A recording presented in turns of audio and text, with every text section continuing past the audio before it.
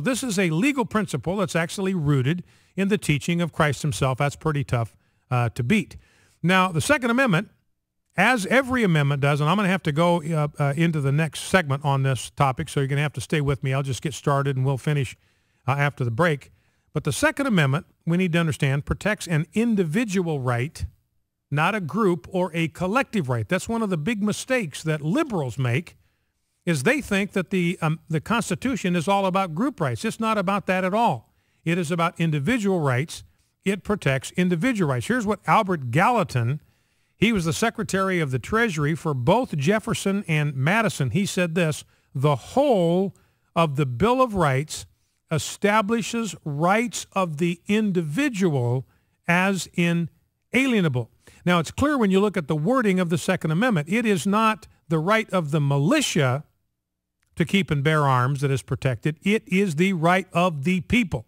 That's as clear as it can be, the right of the people, not the right of the militia to keep and bear arms, but the right of the people to keep and bear arms shall not be infringed. And the purpose, it's interesting to note, is so that they might be able to protect their own state from the tyranny of central government. This is a feature of the Second Amendment that hardly anybody talks about.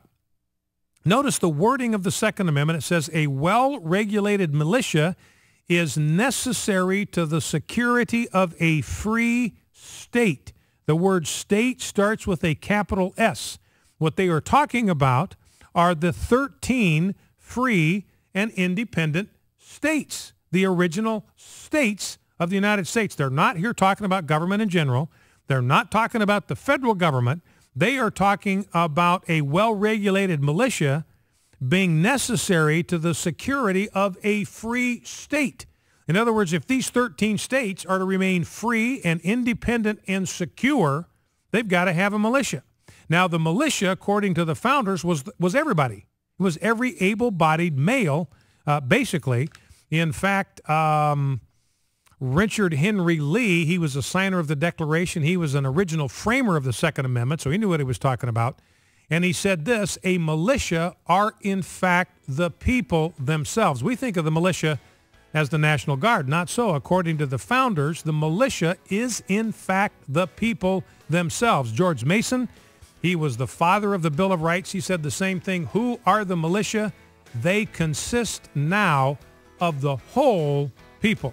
So in other words, what the founders said, look, we had to worry about the crown. We had to worry about tyranny from a central government. These states, we're creating this federal government. We need to find a way to protect ourselves from the tyranny of the central government that we are now creating. It could become a threat to our liberty. In order to protect ourselves against the possible tyranny of the federal government that we are now creating, we need to make sure that the right of the people to keep and bear arms is protected so that they can come together as a militia and defend their liberty and their security. Focal Point AFR Talk, back in 2.